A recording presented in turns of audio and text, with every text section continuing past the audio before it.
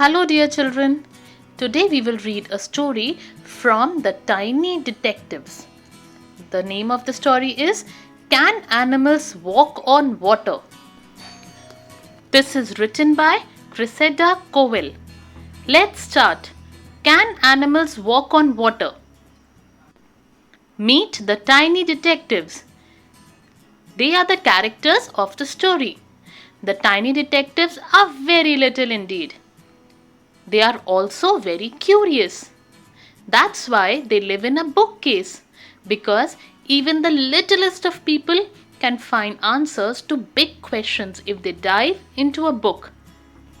And that is exactly what the tiny detectives do best. One day, Bo was watching the rain coming down outside when he thought of a big question. Are there any animals that can walk on water? Don't be silly, Bo, replied Ollie, who was the eldest. So he always thought he knew best. Walking on water is impossible. We'll see, said Mum. Let's jump into a book and find out.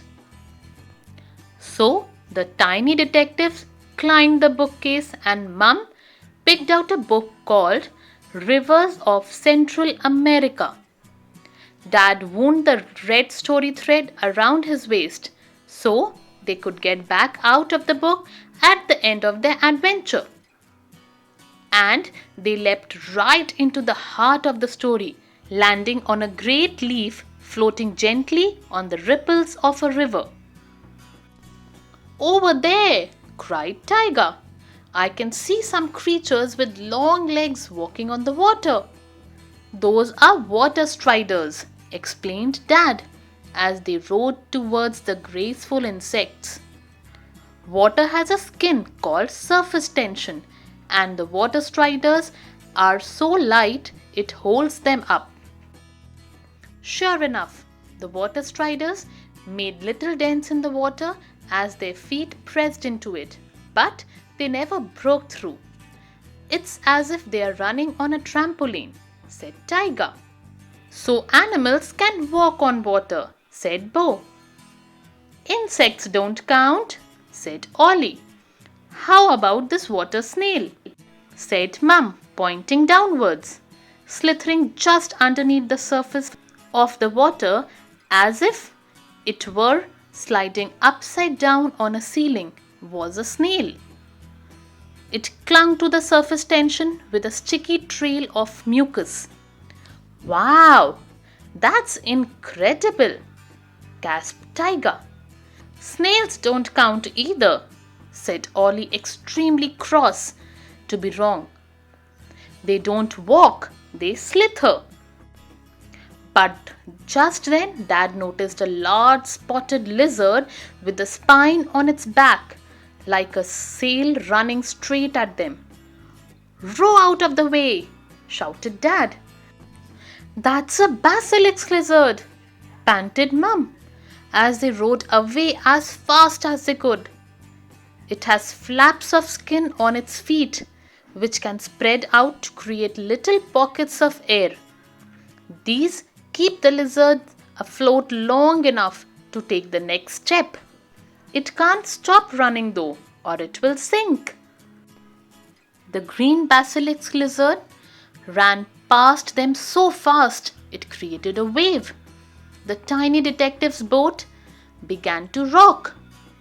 The leaf tipped all the way to one side and Beetle fell overboard into the water. Beetle drifted away on his back, his legs wriggling. Ollie bravely jumped after him, but he couldn't swim fast enough to catch the floating beetle. And then Bo leapt out of the boat and ran towards Beetle. Bo was so small and light that, like the water strider, the surface tension supported him. He caught Beetle by his antenna and dragged him back to the leaf boat. He was just in time, for Dad spotted a big fish shooting towards them with its mouth open. Dad threw the story thread towards the others, And they gave 1, 2, 3 tugs, and the tiny detectives were pulled up through the watery pages of the book, back into the peaceful warmth of their very own bookcase. Dad grinned. So some lizards can walk on water, he said, as Ollie dried himself off grumpily.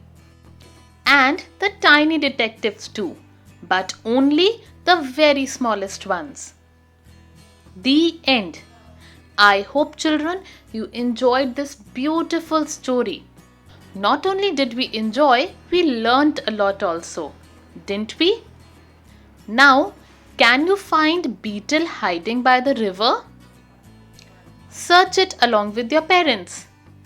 We will be back soon with more stories. Until then, bye bye.